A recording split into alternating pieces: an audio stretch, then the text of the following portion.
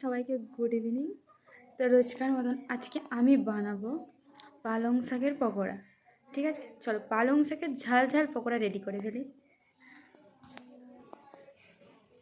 বড়া বানানোর জন্য এখানে আমি নিয়েছি পালং শাক, পেঁয়াজ আর ওই 7-8টা মতো কাঁচা লঙ্কা। চলো এটাকে তাড়াতাড়ি কেটে ফেলি। এখানে আমি পালং শাকগুলোকে পুরো কুচি কুচি করে কেটে নিয়েছি।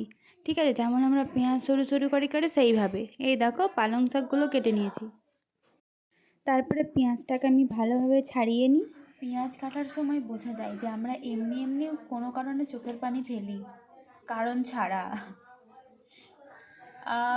তো চোখ ভরা হাত দিলে মনে হচ্ছে আরও শুকিয়ে যাবে। চোখে দেখতে পাচ্ছি না গো।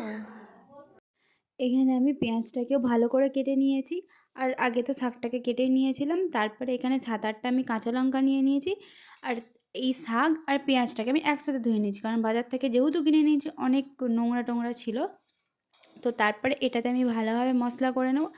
দেখো মশলাটা যখন আমি দিয়েছিলাম তখন আমি ক্যামেরাটা অন করতেই ভুলে গেছিলাম, তার জন্য তখনকার ভিডিওটা নিতে পারিনি। তো আমি তোমাদেরকে তাও বলে দিচ্ছি, স্বাদ মতন লবণ, লঙ্কা গুঁড়ো, জিরে গুঁড়ো, হলদি গুঁড়ো, চাট মশলা, আদা রসুন, এই সব কিছু তোমরা ভালোভাবে দিয়ে নেবে, আর বেসন দিয়ে ভালোভাবে এটা মেখে নেবে।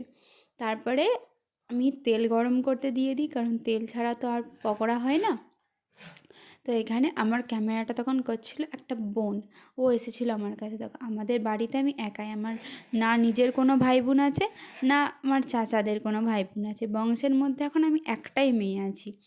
তো আমি একে একে সব পকোড়াগুলোকে ছেড়ে দিই। এটাকে পেঁয়াজিও বলতে পারো, পকোড়াও বলতে পারো। আর আমি আরও সব কেউ এসেছিলো আমাদের বাড়িতে, আমার ফুম্মারা ভাবিরা সব ছিল, আমার সাথে বক বক করছিলো, আর আমি এখানে পকোড়া করছিলাম। দেখো পুরো একসাথে 5-6টা আমি পকোড়া দিয়ে দিয়েছি, যাতে একটু তাড়াতাড়ি হয়ে যায়।